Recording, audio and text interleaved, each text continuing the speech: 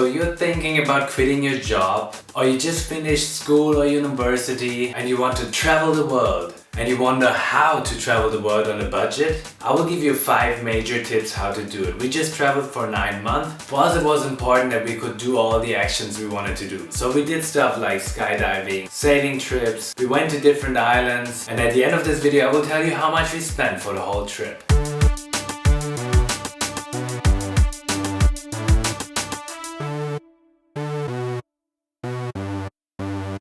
Tip number 1, don't book the flights in advance. Some people told us it would be cheaper to book all the flights with an agency, but I think this is not true.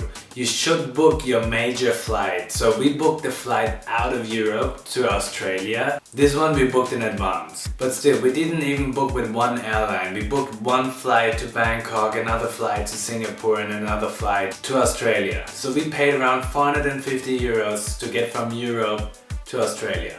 All the other flights, except of the flight back home later on, we booked like 1 or 2 weeks just before we left the country.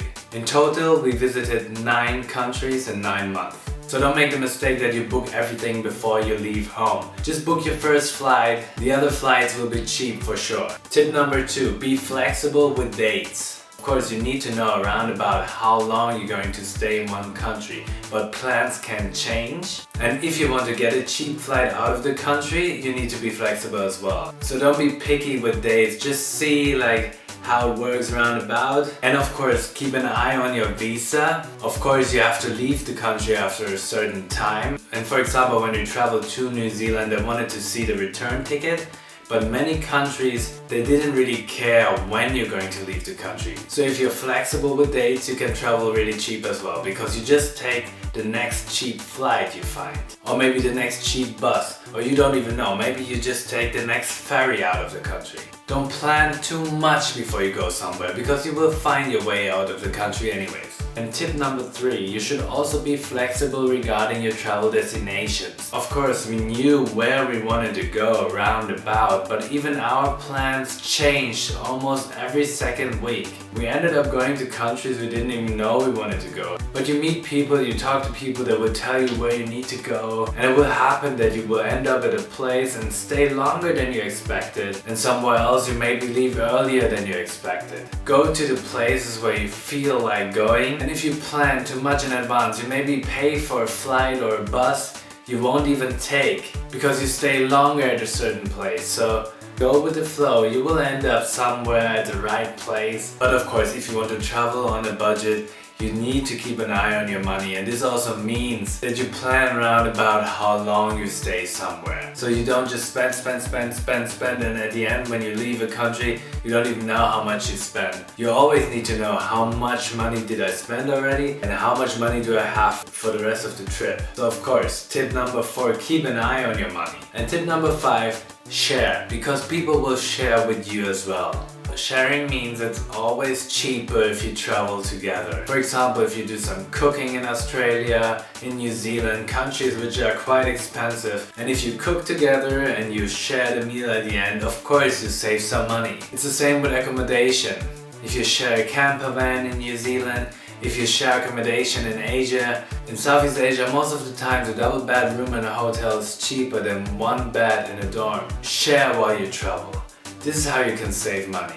I mean, we traveled together, my girlfriend and me, so for us it was quite easy to share and to save money. A lot is more expensive if you do it on your own. But let's talk about couchsurfing. This is also sharing. People share their couch with you. This is also a good way to travel cheap. Or also woofing. You work for accommodation at someone else's place. We did this in New Zealand. We stayed for 2 weeks on Waiheke Island just in front of Auckland. We worked there a little bit, like 2.5 hours a day, and we got a bed. This is also a really nice experience, but keep in mind, some people think couchsurfing or woofing is really easy. It's actually not always easy to find the right place. And my last point about sharing is that you can also share like travel equipment, books. We didn't buy any lonely travel when we went on our trip.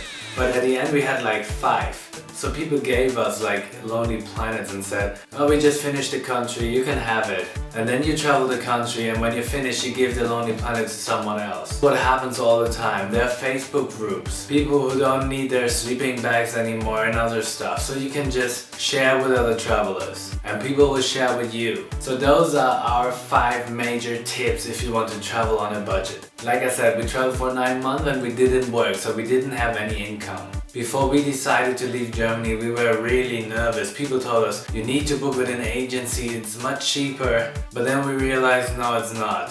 So how much did we spend for 9 months of traveling? So in total we spent around about 11,000 euros per person, which is around about 1,230 euros per month. Maybe this sounds a little bit expensive, but this includes all the flights, travel insurance, and all kind of activities. Boat trips, island hopping, skydiving, canyoning, going out, having some beers, hiring a camper van or a car in New Zealand, bus tickets, boat tickets, everything. And at the end of our trip we also enjoyed a better hotel in Thailand. We just wanted to relax at the pool before we go back to Germany.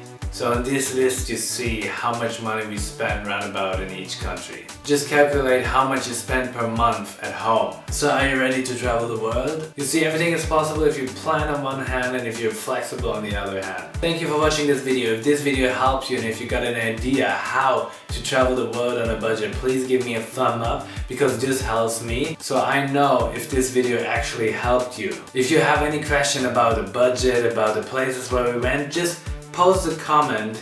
If you want to see our travel pictures, follow us on Instagram, TheHowTube. And if you want to know which lessons we learned while we traveled around Southeast Asia, click on this video. If you want to know how to travel the east coast of Australia, click on the video below. Please subscribe to the channel if you want to see all new videos. Thank you for watching.